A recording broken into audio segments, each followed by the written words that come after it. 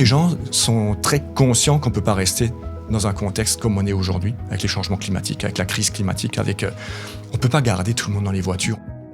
Ce que le REM a fait, c'est de nous pousser à repenser, mais dans un esprit vraiment de rabattement pour augmenter la rapidité de déplacement en couronne.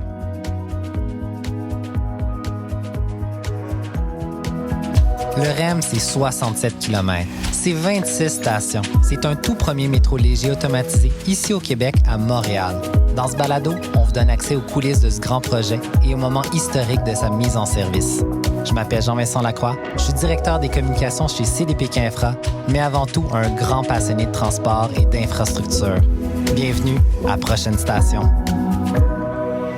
Aujourd'hui, à Prochaine Station, on remonte dans le temps. On va revenir sur les coulisses au moment où on a dessiné pour la toute première fois le réseau du REM et comprendre surtout comment on est arrivé au tracé qu'on connaît aujourd'hui.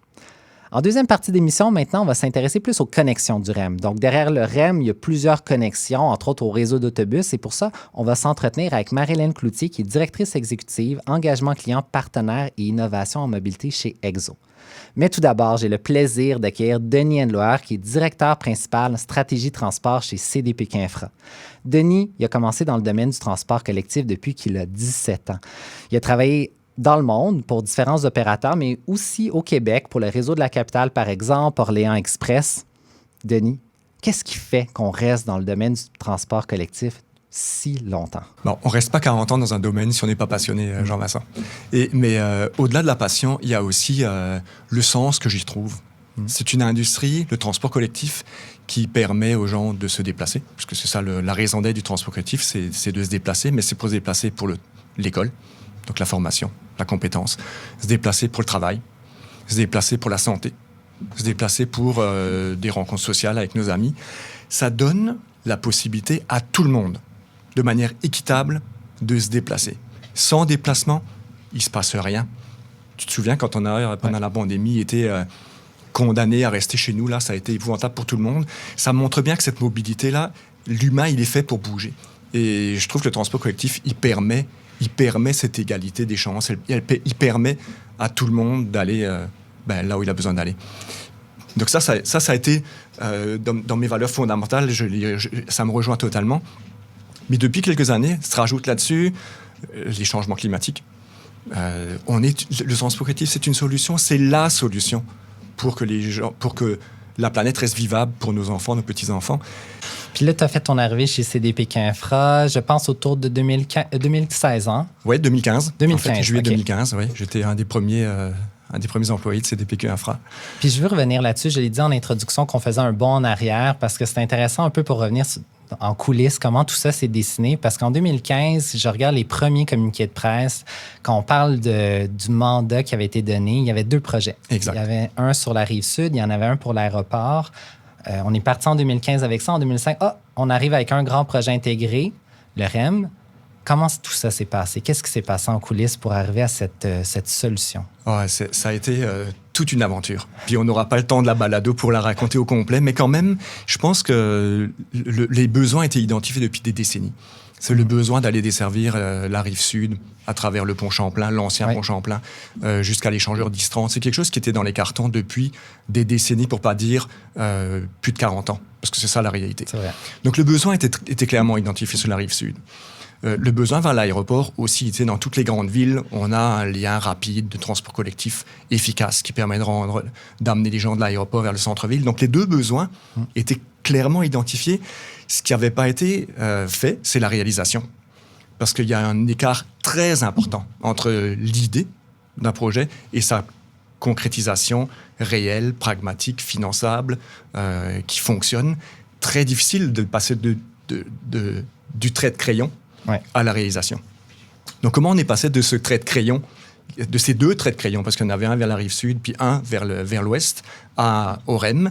Ça s'est fait de manière assez... Je pense que ça vaut la peine de raconter l'anecdote, là. On a fini par, devant les 2 besoins identifiés, on voyait bien qu'il y avait probablement moyen, dans une certaine façon, de faire de la synergie entre les 2 projets. Ça a été un peu la prémisse du projet du REM. C'est-à-dire, au lieu de faire 2 projets, est-ce qu'on ne pourrait pas faire ça de manière plus intégrée pour optimiser le centre d'entretien, pour optimiser le centre de contrôle, pour avoir le même genre de train, le même genre de rame de métro. Et c'est réellement autour d'une table. On n'était vraiment pas nombreux. Je pense qu'on était 3 ou 4 personnes. On essaie de trouver un moyen d'aller vers le centre-ville. Aller vers le centre-ville à Montréal, c'est un vrai défi. Et une des premières pistes qu'on a dit, pourquoi on n'utiliserait pas des voies ferroviaires existantes ou des emprises qui existent pour éviter d'être trop intrusif dans le milieu urbain qui est densément bâti à Montréal. Donc le trait de la rive sud vers le centre-ville a été assez facile au début. Quand on part de la rive sud, on se dit, il y a le pont. On est au milieu de l'autoroute 10, on traverse l'autoroute, on traverse le pont. Et ensuite, mais là, ça se complique un petit peu. Comment on fait? Et pourquoi on n'irait pas vers la gare centrale? On utiliserait l'infrastructure qui existe, qui est le viaduc du Sud, qui est assez imposante, mais qui existe. Ce serait une bonne idée, ça, d'aller à la gare centrale. OK, mais si on va à la gare centrale, comment on fait ensuite? Et l'idée de l'aéroport, elle, c'était plutôt de dire, au début, l'idée, c'était de passer par l'échangeur Turco. Oui. À ce moment-là, l'échangeur Turco était en plein travaux.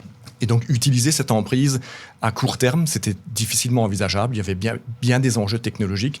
Et on s'est dit, peut-être que la meilleure solution, si on veut faire quelque chose à court terme, au lieu d'aller par le sud, on y va par le nord. Et par le nord, il y a des lignes de train qui passent par là. Il y a notamment la ligne de train de Deux-Montagnes qui traverse le tunnel et qui va aussi à la gare centrale. Donc là, on s'est dit, on a peut-être quelque chose là, on a peut-être une clé. Et en traçant ces traits, et là, on est effectivement à la période où on trace des traits, et ça, tout le monde peut le faire. Oui. Mais quand même, on a tracé ces traits, et on a fini par dire, si on passe par le nord, alors on peut aller un peu plus loin que l'aéroport. On peut profiter pour aller desservir l'ouest de Montréal, qui est très mal desservi en transport collectif. C'est très compliqué de venir sur la métropolitaine. Et donc, on a étiré ce trait-là jusqu'à Sainte-Anne-de-Bellevue. On a eu finalement l'idée de réutiliser la ligne de Deux-Montagnes, et tranquillement, autour de cette table, autour de ce plan, est arrivé le projet du REM. C'est quand même incroyable. Oui. Puis ça a ouvert un monde de possibilités parce que tu l'as dit, le tunnel du Montréal finit par être un peu au cœur du projet. Exact. Ça devient une ouverture vers le nord, vers l'ouest. Oui. Quand on regarde ça, ce plan-là, c'est le début, mais après ça, j'imagine qu'on faut faire les analyses. Là, on pousse la réflexion. Absolument, absolument. Il faut être bien humble. Quand on trace des traits, on n'a encore rien fait quand on a tracé des traits. Tout le travail derrière d'analyse, de compréhension, d'études détaillées, d'implantation, chaque poteau, on vérifie si on est capable de le poser à la bonne place. Donc, ça va aussi loin que ça. Donc, ça prend vraiment plusieurs mois avant qu'on passe de l'idée à une concrétisation d'un projet qu'on appelle le projet de référence, qui est donc devenu le REM. Donc, une fois qu'on a fait ces premiers, qu'on a fait les analyses, ultimement, le succès du transport, c'est l'utilisation par les gens. Exact. Donc, tu es un expert, tu es un utilisateur du transport. Pour toi, c'est quoi un peu la recette gagnante? Comment on fait quand on dessine, on fait tous ces travaux-là, on investit des milliards? Comment on a nos polices d'assurance pour se dire cette recette-là, ce choix-là va fonctionner, les gens vont l'utiliser? C'est ça. Tu viens de finir la phrase avec « les gens vont l'utiliser ». Le plus grand défi dans le transport collectif, c'est d'aller non pas chercher des gens dans un autobus quand ils sont déjà là, c'est de les sortir de leur automobile. C'est un vrai défi. Sortir quelqu'un de son auto dans laquelle il est confortablement installé, climatisé, il écoute la musique qu'il veut, avec le parfum qu'il veut, il prend les chemins qu'il veut, il part à l'heure qu'il veut. Cette grande souplesse, cette grande flexibilité de ce transport-là, c'est un vrai défi d'offrir quelque chose qui est mieux que ça ou qui vient là à côté. Il n'y a pas une recette miracle, Jean-Vincent. Mais il y a quelques pistes, il y a je pense, quelques variables qui sont fondamentales. Ça prend d'abord un système qui est une véritable alternative à la voiture. Ça veut dire quoi, une véritable alternative? Ça veut dire il faut que ce soit rapide, au moins aussi rapide que la voiture. C'est difficile quand on fait plusieurs arrêts avec un transport collectif. Donc, il faut que ce soit rapide. Il faut qu'il y ait une grande amplitude. C'est pas juste de 6 heures du matin à 15 heures. Il faut que ce soit des grandes amplitudes pour que l'ensemble des besoins de transport soient couverts. Pas juste du lundi au vendredi. Il faut que ce soit 7 jours sur 7. Pour que l'idée derrière la logique de dire est-ce que ça vaudrait la peine que je prenne le transport collectif? Ah, mais non, il ne fonctionne pas aujourd'hui. C'est fini, on vient de l'échapper, ce client-là. Il va rester dans sa voiture. Donc l'amplitude. Le troisième, c'est la fréquence. On ne peut pas avoir un service qui passe toutes les heures quand on veut déplacer beaucoup de monde d'un seul coup, parce qu'à toutes les heures, quand on le rate, c'est long d'attendre 1 heure pour avoir le suivant. Donc, on perd le réflexe. Avec une fréquence de 5 minutes, 10 minutes, 15 minutes, là, on est dans une logique où, si j'en perds un, c'est pas grave. Je continue à regarder mon Facebook, puis je prends le suivant.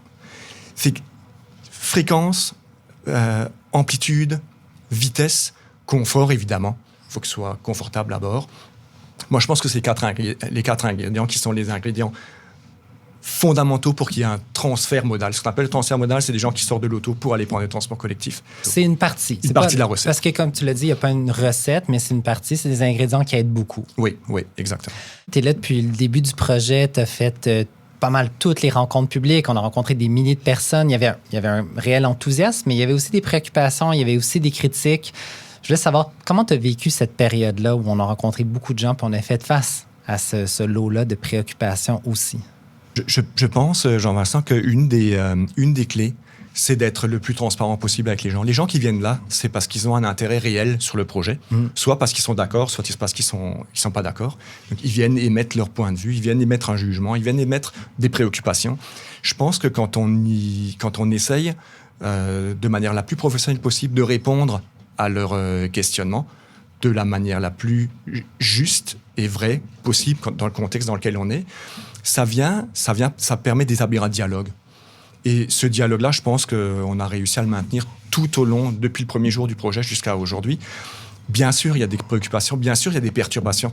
Mais en même temps, les gens sont très conscients qu'on ne peut pas rester dans un contexte comme on est aujourd'hui, avec les changements climatiques, avec la crise climatique, on ne peut pas garder tout le monde dans les voitures, on ne peut pas continuer à élargir les autoroutes, on ne peut pas continuer à penser que la solution, c'est la voiture, même s'il était électrique. C'est juste pas la solution viable à long terme. Donc, je pense que quand on fait appel à l'intelligence collective et à l'intelligence individuelle, les gens finissent par dire « Ouais, je comprends. C'est plate, là, mais je comprends. Donc, je vais passer à travers la période difficile de construction, de poussière, de bruit, de chantier. Mais waouh, après, une fois que le système est là et qui répond à mon besoin et de manière qui excède même mon besoin, là, on est rendu ailleurs. Mais c'est une période qui n'est pas facile. C'est une période qui n'est pas facile. Je pense que ça prend de l'humilité, ça prend de l'écoute. Ça prend de l'écoute et un dialogue transparent. Denis, j'ai entendu dire que tu avais ton propre opinion sur le nom qu'on aurait pu donner au REM. Donc, pour toi, j'ai été retracer un peu les noms qu'on avait évalués à l'époque. Ah ouais? Donc, je les lis parce que, bon, les gens ne le savent pas, là, mais REM, au départ, c'est un nom temporaire. Ouais. On voulait possiblement le changer. On voulait juste trouver quelque chose là, de temporairement qui nous évitait un immense nom parce que, bon, ça aurait pu être complexe. Donc, l'option numéro 1, c'était le réseau électrique métropolitain, ce qui s'est avéré. Oui. Finalement, on est devenu Express. Oui. On aurait pu s'appeler le réseau automatique métropolitain, le RAM, la ligne métropolitaine Express, le réseau de métro métropolitain. Bon, une chance qu'on ne l'a pas pris celui-là. Le métro électrique métropolitain, lui aussi. Et ça, attention, ça aurait été complexe, le réseau métropolitain de transport électrifié. Donc, on avait plein de choix. On a finalement pris réseau électrique métropolitain, mais toi, avais-tu une opinion sur comment on aurait baptisé le REM? Écoute, oui, d'ailleurs, j'avais proposé des noms aussi. Puis, oui. Hélas, ils n'ont pas été retenus dans la liste, là. Mais je pense qu'on est dans quelque chose un peu hybride entre un métro, un vrai métro au sens très souterrain du terme, très centre-ville. C'est rare que des métros aillent plus loin que le centre-ville. On est dans quelque chose qui est à la limite du réseau RER en France. Tu sais? En France, on appelle ça à Paris, on appelle ça le RER, le réseau express régional, parce qu'il commence à toucher à la région, à la périphérie parisienne. On n'est pas loin de ça. Donc, on aurait pu dire c'est le réseau express régional. Ça aurait pu être ça. On n'est pas loin, d'ailleurs, avec on n'est pas loin. On n'est pas loin. Et je pense que le message derrière le mot REM, c'est oui, on a une vocation de centre-ville, mais on a aussi une vocation régionale. On est en train de redessiner une nouvelle offre de mobilité qui est sans précédent en termes de fréquence, en termes d'amplitude. Quand on est à Sainte-Dorothée, un REM qui passe aux heures de pointe toutes les 10 minutes, c'est quand même... c'est un changement de paradigme qui est absolument extraordinaire. Et c'est ce qu'a permis le RER à Paris. À Paris, quand ils ont construit les lignes de RER, c'est ça que c'est devenu dans ces villes-là qui étaient toutes déjà très populeuses, ce qui est vrai aussi dans la CMM. On ne va pas dans des endroits où il n'y a personne, on va dans des endroits où il y a déjà beaucoup de monde.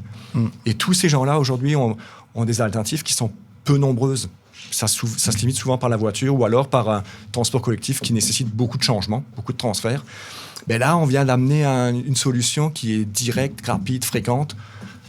Ça aurait pu être un RER, mais je suis très content du nom REM. Oui, puis même quand je regarde les autres options, je me dis merci, c'était un bon choix, je pense, REM. Donc, on va poursuivre la discussion sur le REM, mais plus particulièrement du côté de la Rive-Sud avec notre prochain invité. On fait un petit pont musical et on accueille Marie-Hélène Cloutier dans un instant.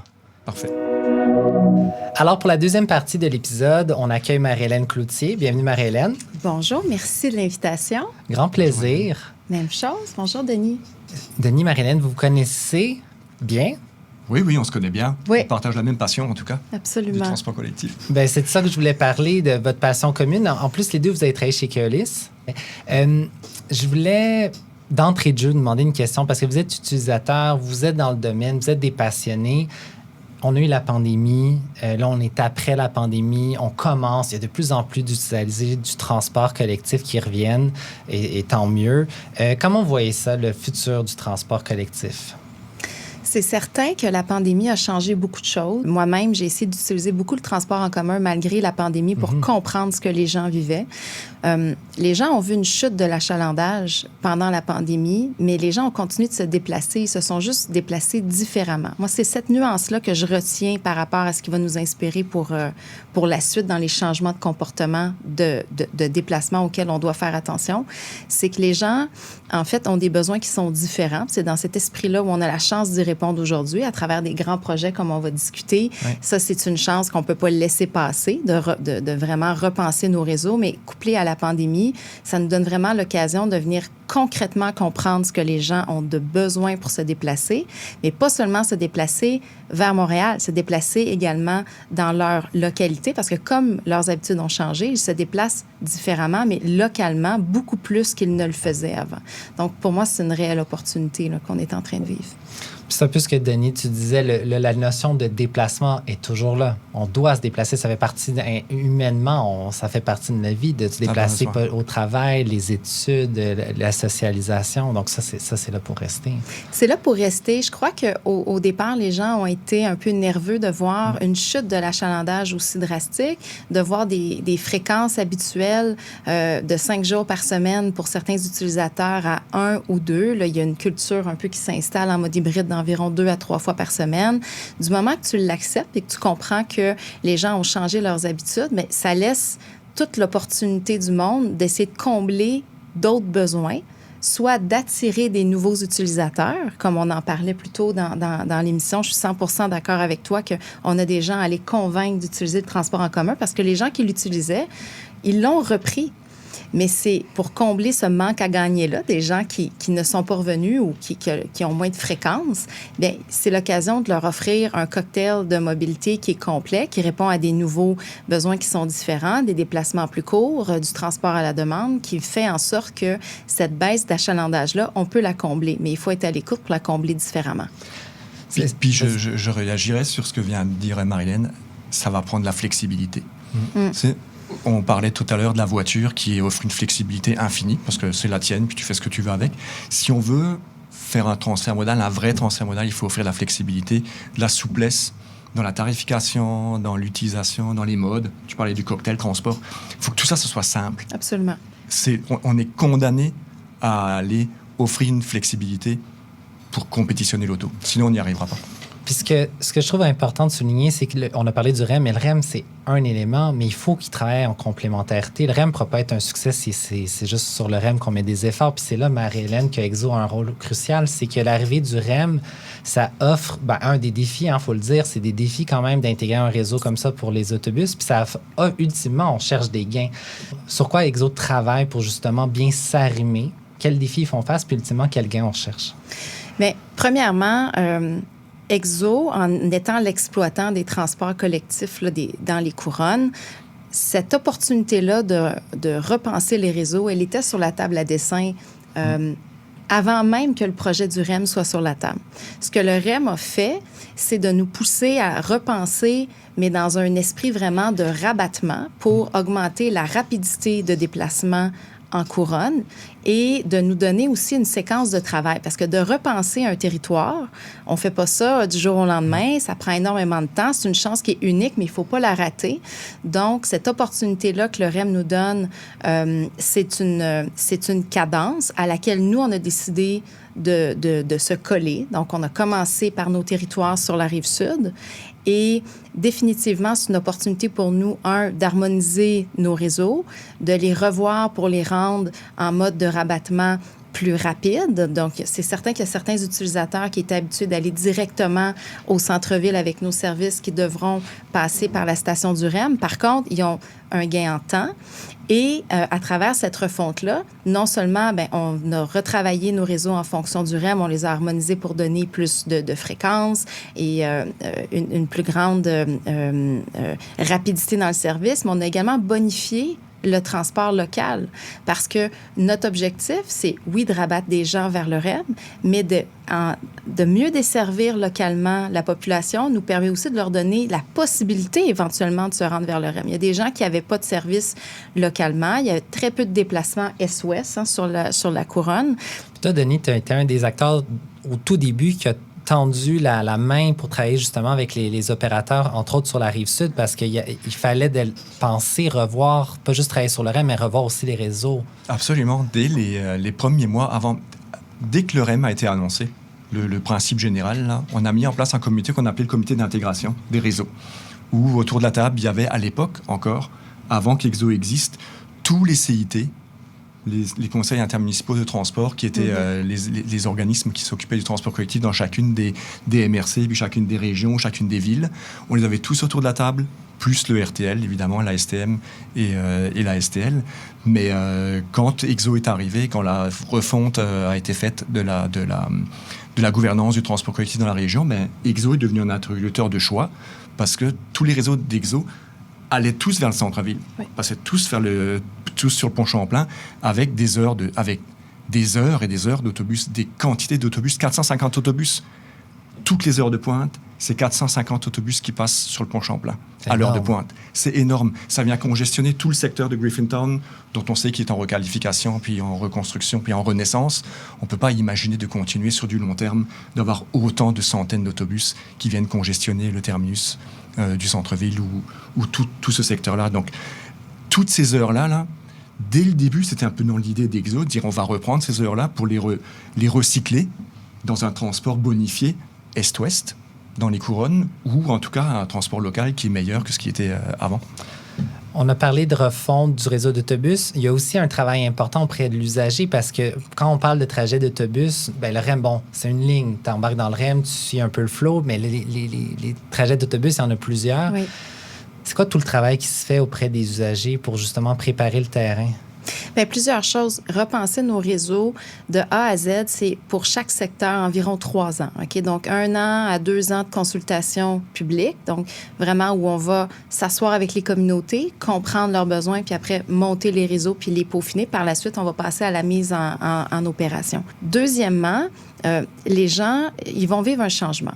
Donc, c'est important pour moi, pour tout le monde chez Exo, puis pour les équipes du REM également, de faciliter ce changement-là. Parce qu'on parlait au début de la simplicité de l'utilisation du transport en commun pour bonifier l'utilisation des transports collectif. Si c'est pas simple, les gens vont simplement rester dans leur véhicule. Donc, on va mettre, et on met déjà beaucoup d'efforts, et on va continuer à en mettre, à éduquer les gens sur le nouveau réseau, et coupler à ça beaucoup de formation des conducteurs qui se retrouvent, en fait, à être l'interlocuteur numéro 1 du citoyen, de l'utilisateur du transport.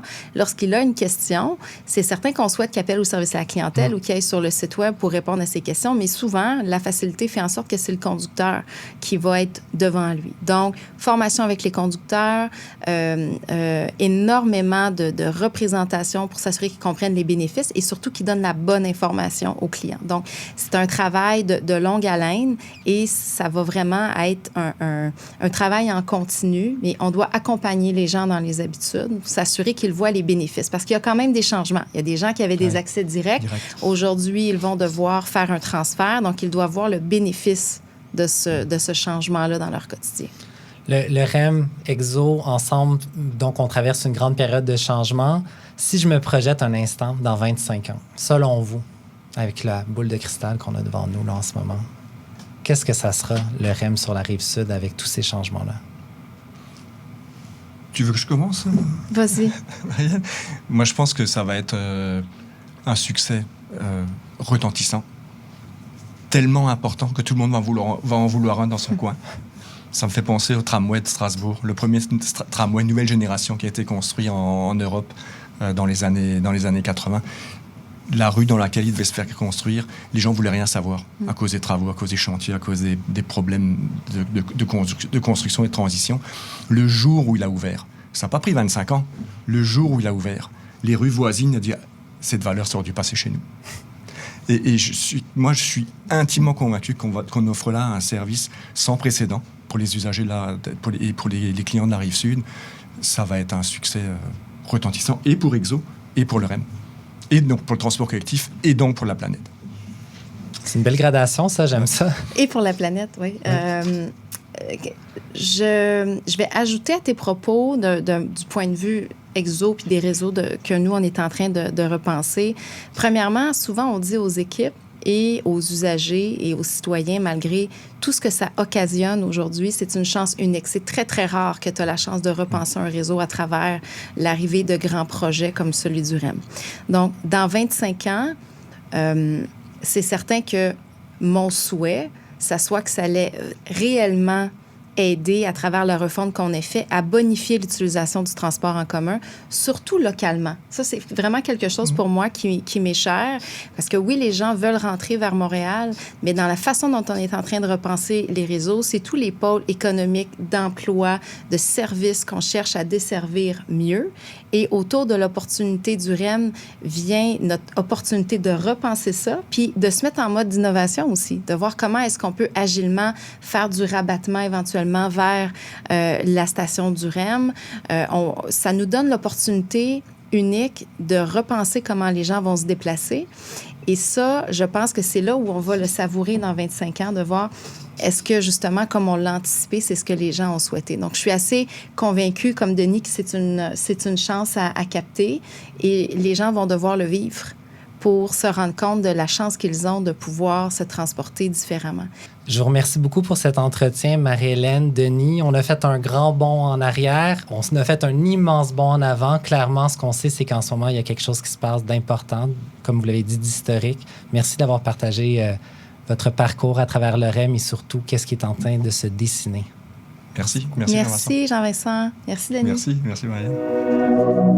On retrouve Rose, notre conseillère communication numérique, pour conclure l'épisode de Prochaine Station. Aujourd'hui, Rose, on parle de la marque du REM, puis je devrais même pas utiliser le mot marque, parce que derrière tout le travail qui a été fait sur ce symbole-là du REM, ce R-là que tu vas nous parler, il y avait une idée aussi de faire un identifiant de ce réseau-là qui était ni un train, ni un tramway, ni un métro comme on connaît.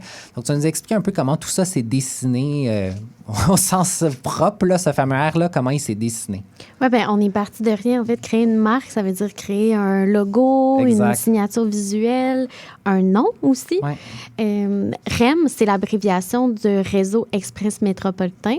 Quoique ça a déjà été Réseau électrique métropolitain, ça a évolué vers le Express. Exact. Au début, là, en 2016, ça a été électrique. Puis derrière ça, là, il y avait des centaines de noms qu'on regardait. On travaillait avec des agences. On essayait de trouver, là, avant d'annoncer le projet, quelque chose qui soit simple, intuitif, qui n'était pas un long nom, projet XYZ. Puis on n'arrivait pas à trouver quelque chose vraiment qui collait. Donc, on s'est dit, on va garder l'abréviation REM, Réseau électrique métropolitain. Puis on s'est dit, on va voir par la suite peut-être revisiter ce nom-là. Mais finalement, ça a collé. Tu sais, les gens, rapidement, ont commencé à dire REM, le Réseau électrique métropolitain. Mais tu le dis, il y a une petite nuance. C'est une fois qu'on a fait notre pelletée de terre, on s'est fait une permission de passer d'électrique à express. Tu sais pourquoi? Parce que électrique, finalement, ça allait de soi. Tu sais, tous les réseaux sont électriques aujourd'hui dans le transport collectif. Mais on se dit express, là, il y a un facteur différenciateur parce que c'est vrai, on veut être rapide. Puis ça, c'est ce que les gens s'attendent. Mais il y a aussi le logo. Puis le logo, il a été aussi réfléchi pas mal. Là. Oui. Bien, en fait, déjà, le R, déjà que ce soit un R, c'est assez distinctif, c'est une lettre.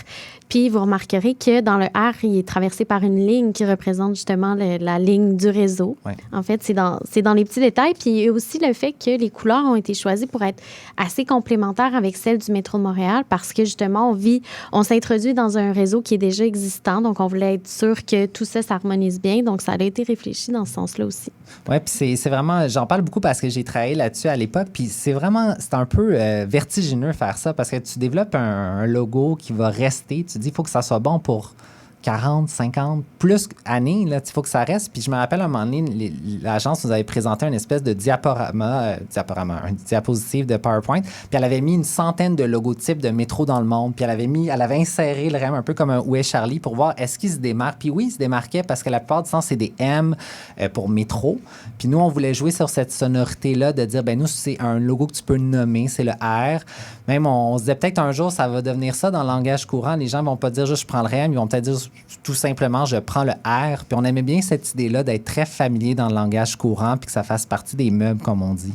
Oui, puis moi, je n'étais pas là à l'époque, mais c'est quand même des décisions importantes parce qu'après, nous, en plus, on a un métro qui est en partie à l'extérieur, mais ça fait partie du quotidien des gens. Ça traverse des zones importantes dans la ville. On le voit, le logo est sur... En fait, le logo, les couleurs est dans le réseau et sur les voitures, littéralement. Donc, ça avait un impact considérable sur la vision de Montréal. Puis je pense qu'à un moment donné, il faut être humble parce que, tu sais, nous, on travaille, on a des intentions, on espère, mais au final, le grand test, c'est l'appropriation que les gens se font. Là, je pense au métro de Montréal, les gens disent la ligne bleue, la ligne orange, ça fait partie du langage commun. Donc, le REM, oui, il y a toute une réflexion, toute une projection dans le temps, mais on verra comment les gens se l'approprient. Bien, justement, parlant d'appropriation, on se fait souvent poser la question parce que les gens, ils nous voient des fois avec du matériel promo, qu'on fait pour... c'est à l'interne que ça circule, mais ils se demandent s'ils peuvent se procurer. Entre autres, on avait fait développer des jerseys du REM. Jersey du REM. Ça, là, ça l'a tellement marqué. Oui. Là, nous, notre équipe, quand on était sur le terrain, on se disait, hey, on porte